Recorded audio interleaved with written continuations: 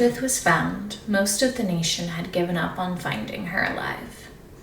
2 other young girls had been kidnapped that same year, and they had been found murdered within weeks. So with Elizabeth being missing for months, no one other than her family had hopes of her safe return. But then, she was returned safely, and the couple who raped and tortured her for months were prosecuted, and her life went on. Elizabeth used her trauma to build a platform around child advocacy, more comprehensive sex education, and more cohesive law enforcement approaches to child abductions. Truly, the only word that comes to mind when I hear her name is badass. Hey besties, welcome back to the Crafty Crimes podcast. It's a thing where we sit and be creative together and we talk about true crime like besties would. In my last episode, we talked about the factors at play that influenced everyone's mindset going into this situation, and we kind of got like a baseline character reference for all of the major players. In this episode, we're going to talk about the search for Elizabeth and what she was going through while her family was looking for her. We'll touch on the court proceedings, but we're not going to go into too much detail there. And that's going to be this episode. And I think in the last episode, by the way, I had said that Mary Catherine was 11 at the time Elizabeth was abducted. That's not right. She was 9 at the time Elizabeth was abducted, and she was 11 at the time that she started giving interviews about it. So that's where I got my wires crossed. So I hope you didn't go and tell your friends that Mary Catherine was 11 when her sister was taken, because that's not true. She was 9. That's my bad. I'm sorry. I know I said I wanted to get this episode out early. Hi, Radagast. You gonna be in an episode with me? Okay. I know I said I wanted to get this episode out early, and I did, but life happens, and I realized it's not that serious. I mean, this is the second time I'm recording this episode. Life happens. It's not that serious. I'm just a silly woman with her silly little kitty sitting in front of a camera making videos for YouTube. It's really not that deep. So while I'm going to try to do regular releases, I'm also not going to stress about it. This was supposed to be a hobby for me, and when your hobby stops being fun and starts being a chore, something's wrong. So I'm sorry that I'm not a regular poster, but this is just supposed to be fun. So if it's fun for you and it's fun for me, then I think we're doing something right. And as long as I get 1 episode out a month, I'm going to be satisfied with myself. So I had a poll on my TikTok up recently, and everyone there voted for this episode to be a coloring episode. So this week we're going to be taking a break from crochet, and we're just going to hang out and we're going to color. This is a horror themed coloring book that I got from Five Below. It's one of my favorite stores. So I am really excited. I'm not the best artist though. I think that's okay though, because art doesn't always have to be good. And as long as you enjoy it and you feel fulfilled and happy at the end of it, I think that's all that really matters. And that makes it good art. So, whatever your craft is, sit down, get your supplies, and get comfy with me, because today we are going to talk about part 2 of the Elizabeth Smart story. So, to recap, Elizabeth was taken from her Federal Heights bedroom in June 2002. By the next morning, the Smart family had already issued a $250,000 reward for her safe return home. And with that high dollar reward, and Elizabeth being a beautiful girl from an affluent community, the case skyrocketed to popularity, leading to detectives on the case to offer a $10,000 reward for her safe return. So, there's all of this money out there and all of this pressure to find her. Everyone knows this little girl is missing, but no one knows who took her, and the only witness to the crime is little 9-year-old Mary Catherine, who is traumatized and scared that the man who took her sister is going to come back and take her as well.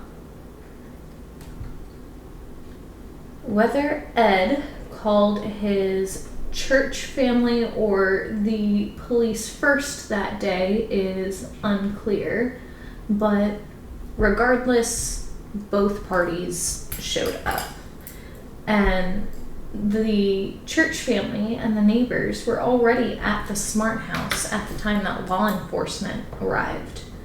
And I gotta say that while I love the sense of community and I love that everyone there wanted to take care of their own, I'm also dying inside just a little bit because they tampered with the crime scene hardcore that way, and any evidence that would have been left behind had now been trampled and was bad. So while I love that they had this sense of community and they wanted to take care of their own, I kind of wish that they had done it away from the scene of the crime. But I know that that's the idyllic situation for an idyllic crime, and you know, that's not the world we live in. But the first suspect was not even really a suspect. Shortly after Elizabeth was taken, there was a tip that came in from a milkman, which I didn't know that there were milkmen in 2002, but allegedly there are. I don't know. But a tip came in from a milkman about a suspicious sedan that he had seen on the Smart family street just a couple of weeks before the kidnapping. And the police were able to track the plate and figure out that this Saturn SUV belonged to a man named Brett Michael Edmond. So Brett Michael Edmond was now wanted in connection with the Smart case. But spoiler alert, he didn't do it. And the police would figure that out when Edmond was found just a couple weeks later in Virginia in a hospital. He had taken his car out there and OD'd on drugs and checked himself into the hospital for the OD. And so when police arrived to talk to him and say, "Hey, what do you know about Elizabeth? She's missing," he said, "Ooh,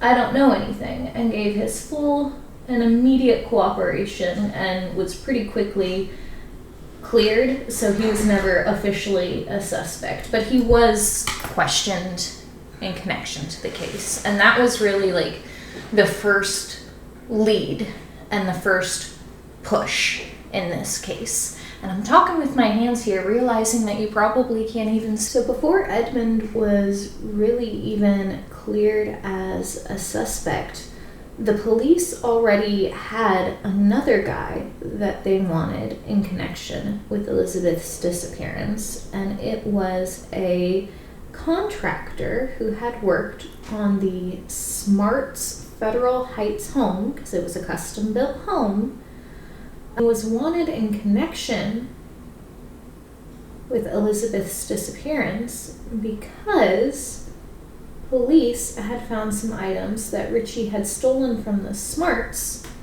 at a nearby pawn shop. So, on June 14th, Salt Lake City police picked him up. You didn't ask me, but also you're here, so you kind of did.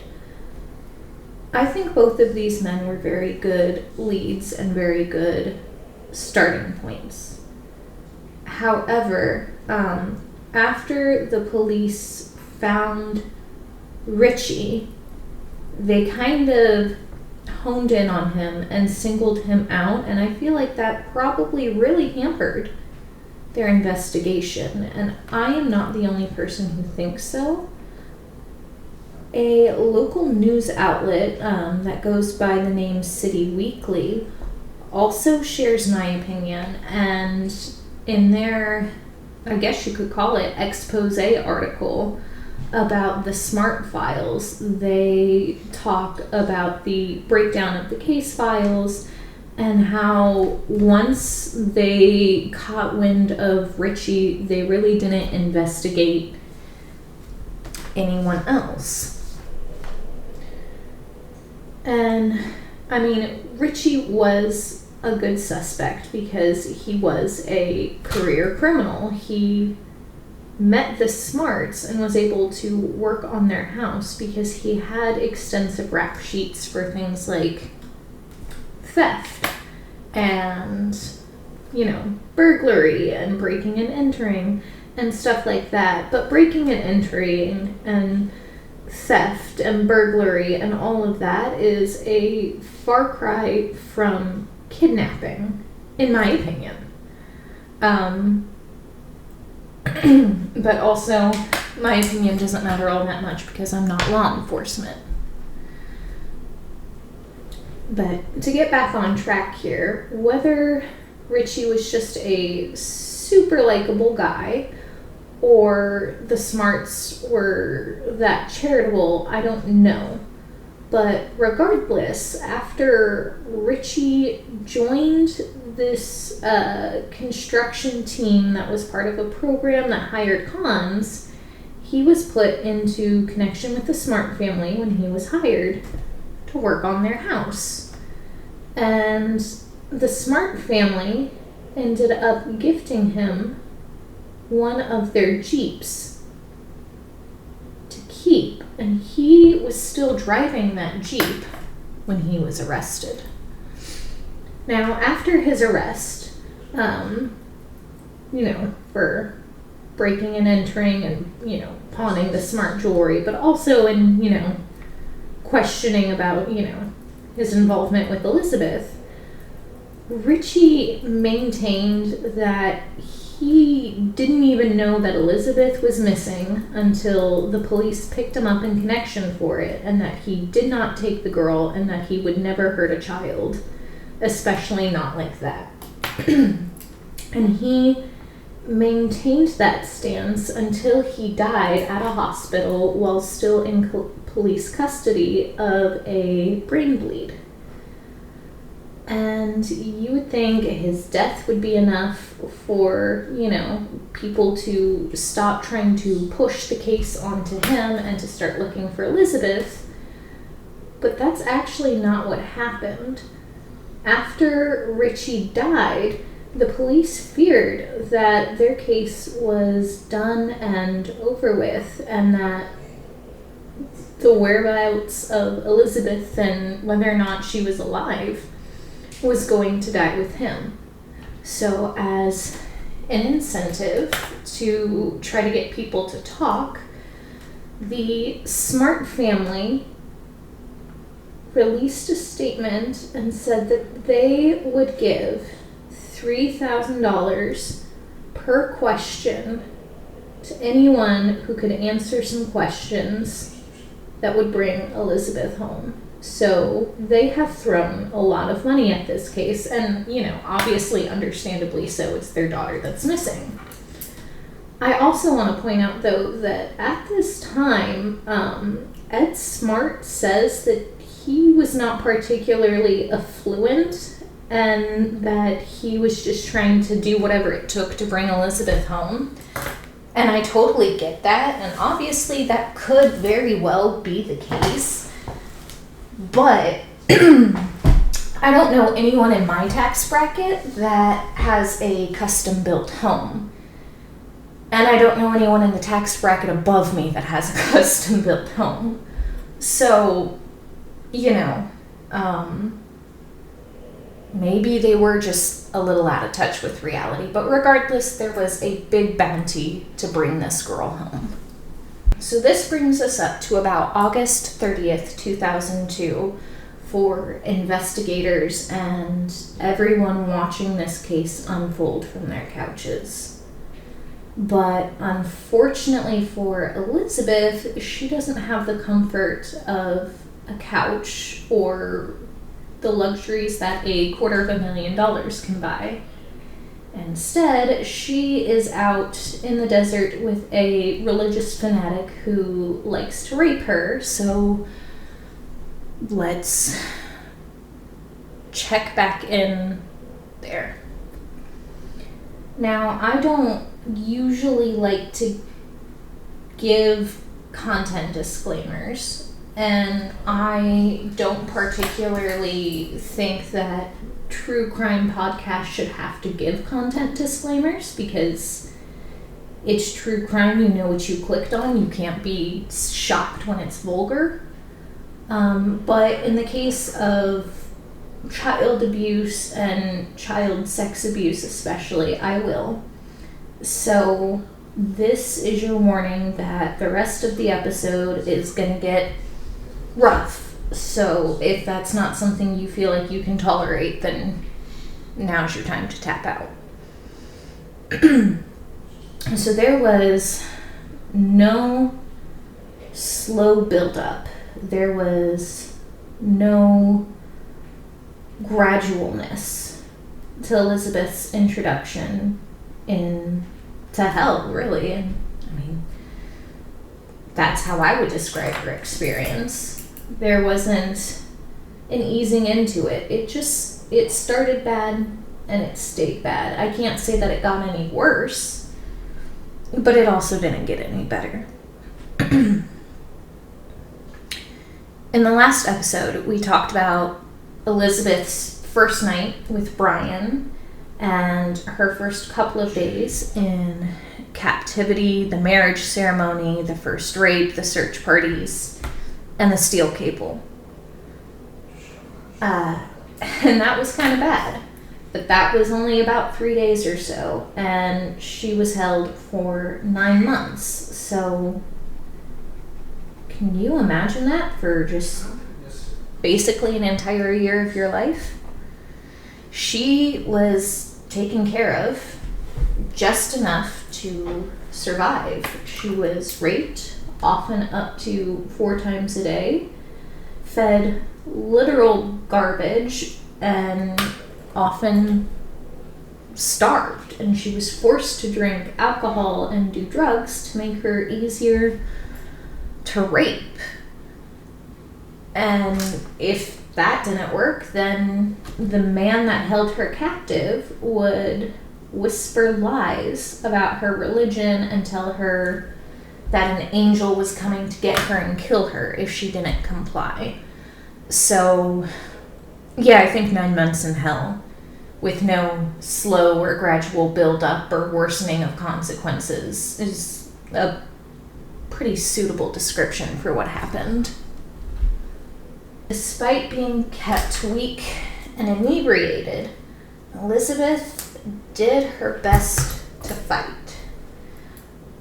During one of the first times Brian attempted to rape her, Elizabeth said that she tried to bite him, and she did.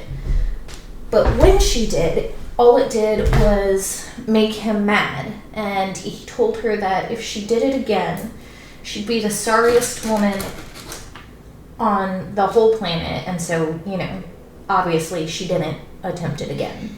And that wouldn't be the only time Elizabeth fought back or tried to escape, but we will talk more about those instances in just a minute when they come up. It didn't take Brian very long to tire of his young bride and decide he wanted another one. So, on July 24th, 2002, Brian Mitchell broke into the home of Olivia Wright, who just so happened to be Elizabeth's cousin, and attempted to enter the house to kidnap her. And as he fumbled through the window, he knocked over a bunch of pictures on Olivia's desk and woke her up.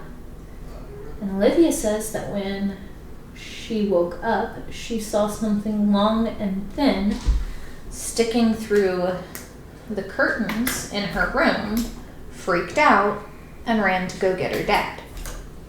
Well, all of the commotion had also woken up Olivia's dad anyway, and he woke up, got the dog, and let the dog loose in the house. The dog went to Olivia's room and started barking at the window, and then they got the dog outside, and the dog started barking at the fence line. Brian managed to get away. Thank goodness, I think, because, you don't want anyone else going through this. But also that really, sucks for everyone. And apparently, it wasn't until after Brian was arrested and Elizabeth was returned that the police put together that Brian is the one who broke into the Wright home that night. And for me, that kind of seems like a no-brainer. So it's believed that Brian wanted Olivia because Olivia was Elizabeth's cousin, and the two girls looked alike because their moms were sisters. Kind of sort of makes sense, right? So a 14-year-old girl gets kidnapped from her home, and just a month later, her cousin almost gets kidnapped from her home. Her cousin looks like her and is about the same age. And you don't think that's connected. Come on now. Do better. I know I'm not an investigator, but come on. Do better. Do you remember in part 1 how I said Elizabeth would see several failed rescue attempts? Well, the second failed rescue attempt occurred in August of 2002 when a local library patron saw her, Brian, and Wanda at their local library. The patron immediately called police and said that they knew that they had found Elizabeth Smart because they could tell by her eyes, because she does have some very striking, very beautiful blue eyes. And Detective John Ritchie responded to the call and came out to investigate. When Ritchie arrived there, Brian was in the bathroom, so he made his way over to the women and went to try to talk to him. Unfortunately, though, Brian got out of the bathroom and over to the table before Detective Ritchie could really start talking to the women. And Brian spoke for them. It is said that he was incredibly assertive and insistent and said that the women couldn't speak or remove their head veils for religious reasons. And so because, they technically weren't doing anything wrong by just visiting their local library, Detective Richie had to let them go. And you know what? I bet everyone involved cried that night. I bet that Elizabeth cried because she was so close to rescue, but she was too scared to say anything. Understandably so. I bet her family cried that night because they were going yet another night without their beloved daughter. I bet the library patron who called the police cried because she tried so hard to save Elizabeth and she just wasn't successful. And I bet that detective cried because he was so close to saving her, but because he couldn't violate just someone's civil liberties on a hunch, he had to let them walk. It had to be a hard day for everyone.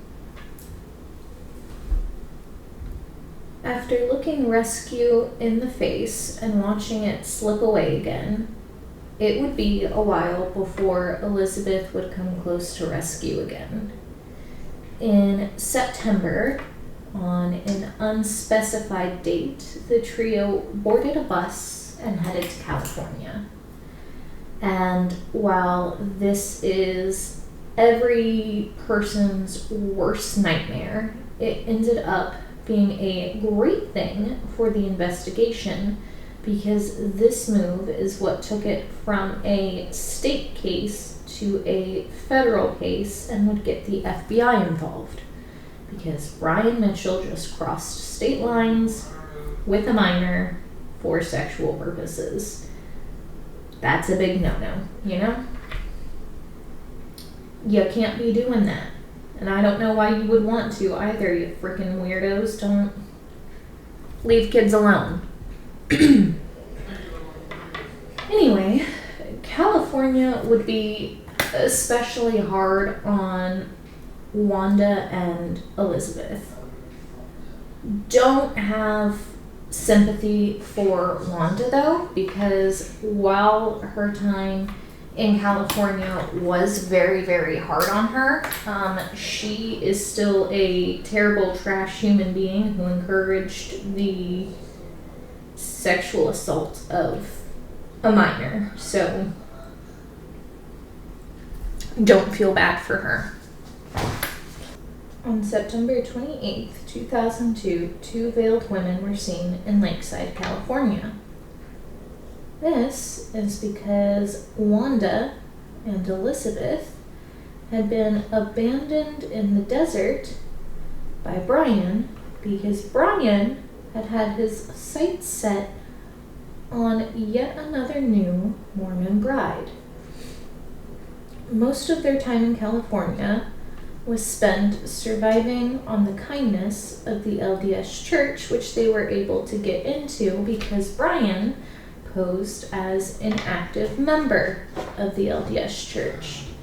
And if you remember, he was able to do that because he spent most of his life as a practicing member of the LDS Church. And it was while they were seeking refuge from these temple goers that Brian saw a picture of an unnamed little girl on a piano bench in the temple. And he decided that she had to be his next bride. He attempted to break into her house one night and was unsuccessful, thank goodness, because he was scared off by the sound of a man snoring. Which, on one hand, is super great and super awesome. I'm glad he was chased off and that little girl didn't get hurt, but also How much of a coward are you that you only target little girls who can't fight back, and just the knowledge that a man is in the house is enough to scare you off? Like, come on. How much of a coward are you? Anyways, he had attempted to break into this girl's home, was unsuccessful because he was scared off, and had been later picked up on drug charges. He was, picked up on drug charges because he was out at this girl's house. Effectively, though, leaving Wanda and Elizabeth alone and stranded in the desert without food and water for several days. Elizabeth says that she really thought she was going to die at this point, and that she kind of wanted to. And honestly, who could blame her? She said that she was sick of being sober and would get drunk without much prodding at this point in time. And from being starved and dehydrated in the desert so long, she really thought that it was over and done until it started to rain. And she took rain in the desert as a sign from God that she needed to go on and that her story wasn't over yet. And so she drank the rainwater to survive and kept on keeping on. See, I told you, she's a badass, because I personally don't know if I'd be willing to drink rainwater to stay alive, to continue to be raped and force-fed garbage. Like, that's some intense will to survive. So, like I said, she's a badass. I'm sure she doesn't appreciate that descriptor, but there's not a better one out there, in my opinion. Let's back up, or forward, I guess, just a little bit to check back in with the Smart family and with investigators. Shortly after Elizabeth and her captors had boarded a bus that headed to California, Mary Catherine, the little sister, had been cleaning the room that she shared with Elizabeth when she came across a pornographic magazine underneath Elizabeth's bed. Now, obviously, Mary Catherine knew that this magazine wasn't Elizabeth's. And she said that she doesn't know why, but she saw the magazine and immediately she thought of Emmanuel, the man that had been at her house some time prior to do work as a handyman. And so she was able to recall his voice and the voice of the man from her room that night and make the connection between the two men. And so now the hunt is on for a man named Emmanuel David. And when he appears on America's Most Wanted, which, by the way, guys, if you're not keeping score at home, he will be the second person in Crafty Crimes podcast history to appear on America's Most Wanted. In his episode, he's aired under the name Emmanuel David. And when that episode aired, they got calls from Brian David's family giving them his real name, which really kicked off the investigation. Now, sometime around March 2003, Brian had been considering moving to New York and was going to board a bus with the two women to move out there.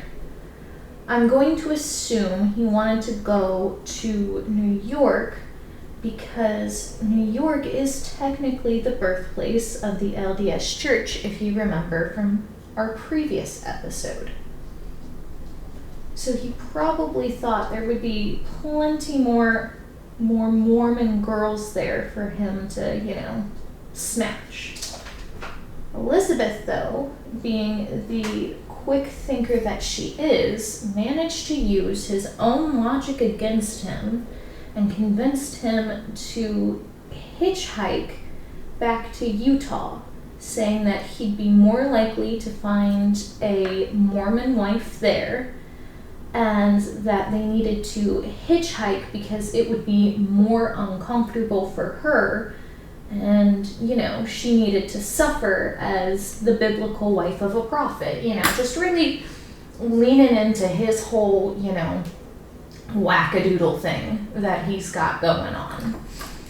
And, obviously it worked because they hitchhiked back to Utah. Now, before she was rescued in Utah, in case you didn't know, that's where she was rescued, there would be at least one escape attempt that we know of. Elizabeth says that Brian and Wanda fought a lot, and on one such occasion, during one of their fights, she just kind of took off and started walking. Apparently they noticed she had wandered off pretty quickly and went to go fetch her and told her that if she did that again, an angel with a flaming sword would come and cut her down. And she believed it. And before anyone makes some kind of gross comment about why she didn't try harder to leave and why, she would believe something so ridiculous, I'm gonna put all the physical arguments aside and just talk about the spiritual ones. As someone who was raised as a Christian in a church setting, I can tell you that the fear tactics they use are very, very effective. I was terrified of hell, and I was a Christian at the time. And at the time I was sexually assaulted, I was a devout Christian, and I felt shame and worthless and unlovable.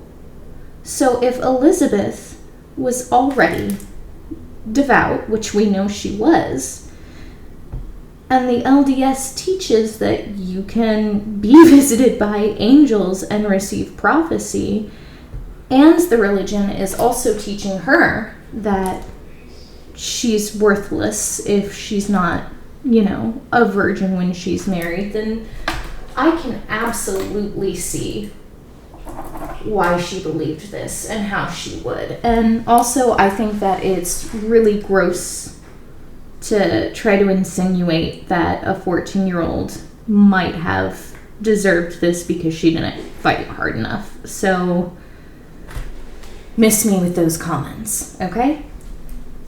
On March 12th, 2003, Elizabeth was found and rescued in Sandy, Utah, less than 20 miles from Salt Lake City. On the day of her rescue, Smart recounts how they set up the tent and she was raped for the last time that day, though she didn't know it was going to be the last time going into that day. 2 separate and unrelated couples called the Sandy Police Department on that afternoon when they saw a suspicious-looking man and women wearing long veils and long robes walking up and down the street near the bus stop. And so, Sandy police went to go check it out. And you've got to wonder if they knew what they were walking into when they responded to that call. Like, Did they go into it know that they were about to find Elizabeth Smart, or were they just thinking they were going to go deal with the town drunk, you know? And police arrived on scene. All 3 individuals were there, and all 3 of them were placed in handcuffs and loaded into the back of a cop car. Elizabeth said that she had mixed emotions at this point in time.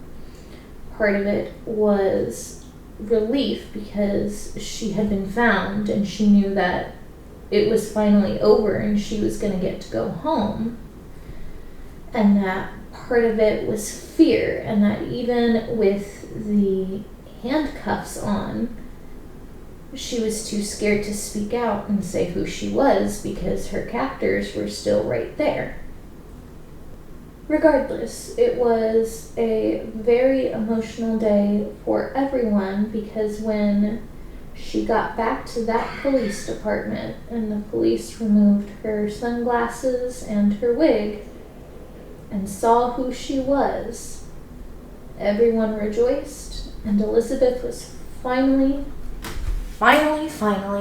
reunited with her family. While Elizabeth had been gone, her uncle had been working as the family's official spokesperson.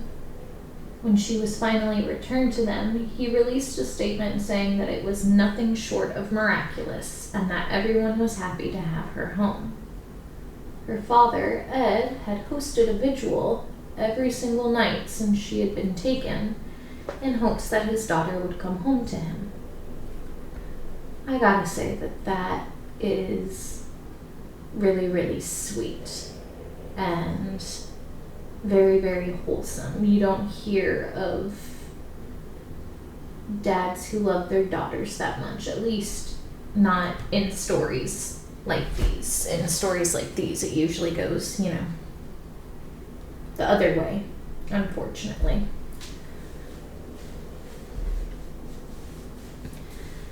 As it turns out, 2002 was a really big year for child abductions. 3 more high-profile kidnappings had happened that same year, 2 of which resulted in the victims being found dead, murdered, within weeks. And those victims were just little girls under the age of 10. And the other high-profile kidnapping was of 2 teenage girls, and that ended with the suspect being shot by police. As far as I know, the girls were okay.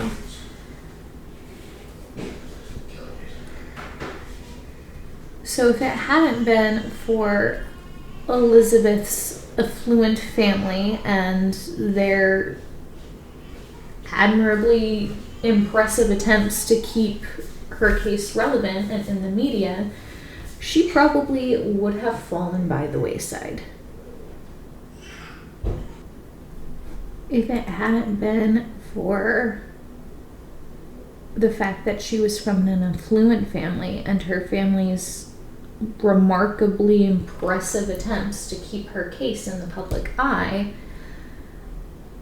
her case probably would have died thanks to these other really high-profile cases. So it just goes to show you that it's amazing what you can accomplish when you have enough money to throw at your problems.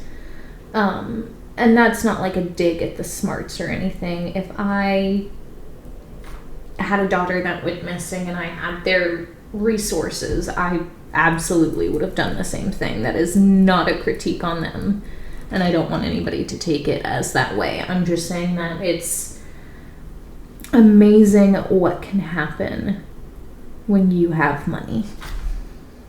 Now, I would like to tell you that Elizabeth's story ends here and that it's all sunshine and rainbows and everything was perfect. But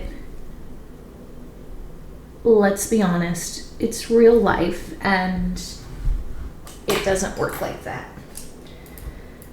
She presents very well to the public. So as far as I know, she's doing great. But for all we know, she could be a mess behind closed doors.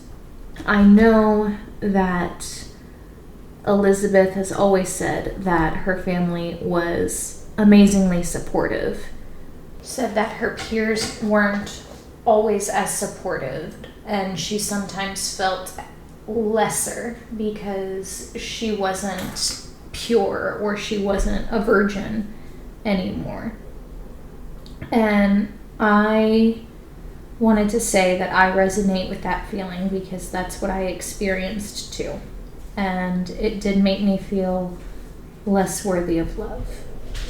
But that was not the case for me. That was not the case for Elizabeth. And that is not the case for you. If you have been violated, you are still worthy of love. And I will not hear anything else. And quite frankly, neither will Elizabeth, because when people were making these gross comments and she heard all of this locker room talk about how these men wouldn't marry anyone who wasn't a virgin and yada, yada, yada, yada, she clapped back at them and said, oh, well, then I guess you won't want me because I'm not a virgin. Like, she's badass about it. So she also wouldn't want you to feel bad about yourself for something outside of your control. Okay? All right. So what followed after her return was a long-winded court case that spanned over several years. And I am not going to go into a whole lot of detail about the court case. We're just going to hit the high notes. Honestly, just the court proceedings could be another episode in and of itself, and I am just not willing to do that right now. So we're just going to hit the high points, and you're going to like it. It's fine. Don't worry about it. Elizabeth continued to live her life as if nothing happened. She graduated from high school in 2006 and then attended Brigham Young University, where she got a bachelor's in music, specializing in the harp. On 2009, she went on her first mission trip with her church to France, and it was on this mission trip that she'd meet her husband, Matthew Gilmore. The two married in a private ceremony at an LDS church in Hawaii, and since then, the couple has had 3 children. They had a daughter in 2015, a son in 2017, and a daughter in 2018. And you know what? They look like a very happy, loving family. She has a very accomplished career as an author. She is an ABC commentator. She helped write the DOJ handbook on dealing with child abductions. Like, she has turned her life into something amazing, and that is so badass. Good for her. This is honestly the aspect that drew me to the case, is she went through so much hell and came out well-adjusted and normal. And you just don't really hear about that, you know? Like, usually their life just kind of spirals out of control after something tragic happens. And I'm thinking of the survivors of the Toy Box Killer, or the Strainer brother, and all of that. Like, the cases that I can call to mind people who survive these traumatic kidnappings come back incredibly damaged. And of course, who could blame them? That's not what I'm trying to say. What I am trying to say is that it seems like Elizabeth didn't go through any of that existential crisis that other victims seem to go through after they come home. And that was the thing about this case that I found the most fascinating, personally. I'm sorry, I just realized you guys have probably gotten a lot of close-ups of the side of my head. It is a lot harder to color on camera than you might think. It's hard to do anything on camera, as it turns out, but may I never say that someone is taking too long to put out a video again. Wanda Barzee and Brian Mitchell were tried separately. Initially, Brian was deemed too mentally incompetent to stand trial. He had a very good insanity act and had convinced a judge and several counselors that he was indeed a religious zealot.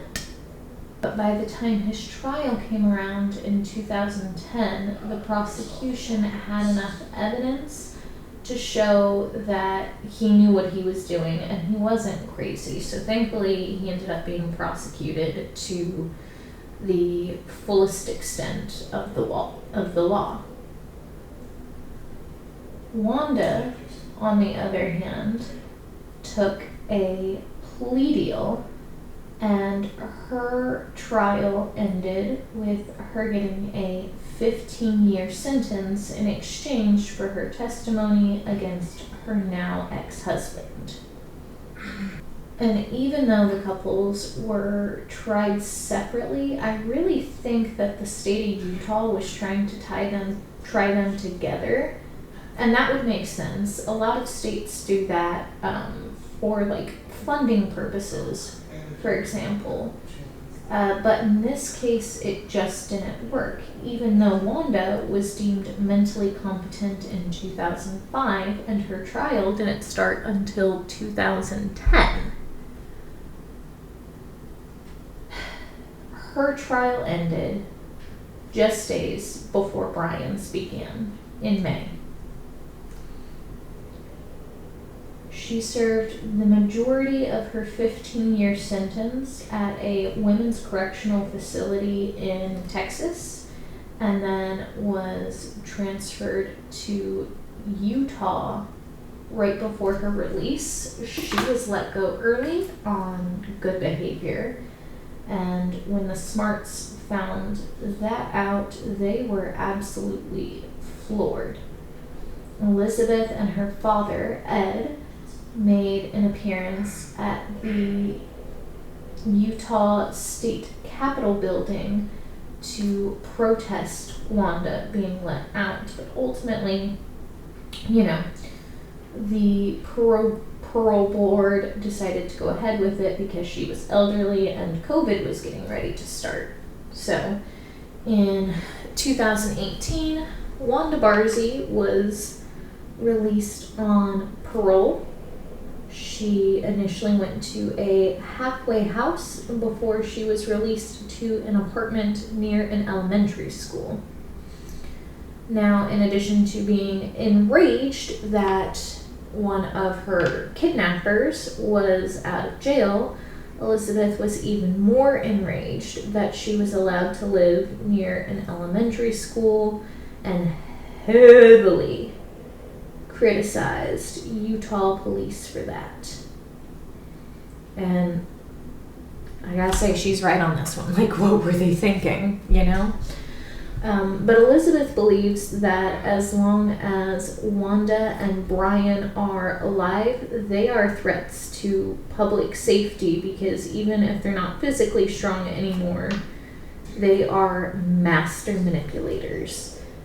And one of Wanda's daughters actually agrees with Elizabeth, and that's the reason Wanda had to live in a halfway house for a little while after she was released, because no one in the family would take her in because they knew she was manipulative and unstable, and Wanda had been refusing her mental health treatments in prison. So none of her family wanted anything to do with her, and good for them. They're better off without her, honestly. Wanda's parole ended in 2023. She is still a registered sex offender, though. Now, Brian's trial started around the same time that Wanda's ended. And of course, this was by design, because part of Wanda's plea deal meant that she had to testify against Brian. So she was brought in for his trial. And Elizabeth actually left her mission trip for a few days so that she could testify at Brian's trial. Reporters who were in the courtroom and watched her testimony said that you could see her dissociate, and that you could tell that this was an emotionally taxing topic for her, and that she just looked drained by the end of each day. And, you know, to that I say no duh. But no, seriously, like, her testimony against Brian is what was able to really seal the deal for the prosecution and convince the jury that he was not a religious zealot, that he was not crazy or insane. He was just a weird, gross, old pedophile who liked doing weird, gross, old pedophile things. So because of Elizabeth's testimony and Wanda's plea deal, the prosecution had enough evidence to sink their case for the jury, and Brian was given 2 life sentences for kidnapping. Brian is serving his time in a federal prison and has been there since 2011 and has zero hope of ever getting out. And that, my friends, is the story of Elizabeth Smart. I told you, it is an amazing story of hope and survival and determination. And Elizabeth Smart is about as badass as they come. And I am so glad that her life has worked out the way that it has, because I think that she deserves it, you know?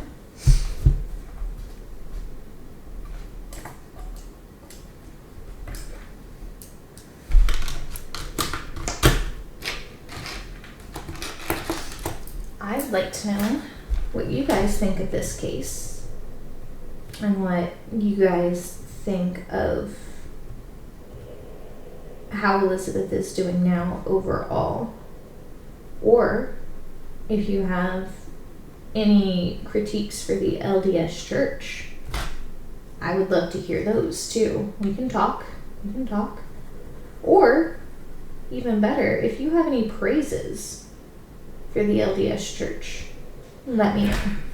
And we can talk, because if it's helped you, I'm curious as to how. So, drop me a comment so that we can talk. As always, I did not get very far into my picture.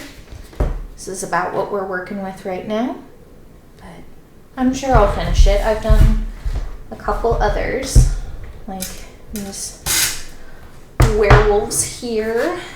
I did these cool butterflies here. These ones glow in the dark. And you guys saw me work on that one. And there was another one I started at work. I just can't see it right now, but I've done a couple of them. I like this book a lot. It glows in the dark. You should check it out. I got it at Five Below. All right, stay crafty, my friends. I want to let you know that there is help available to you if you want it. All you have to do is reach out and take it. And I also want to let you know that you did not deserve what happened to you. No matter your age, your gender, your religion, or any other factor that you can think of. What happened to you was not your fault, and you did not deserve it. But there is help available. Please take care of yourselves, choose kindness where you can, and stay crafty.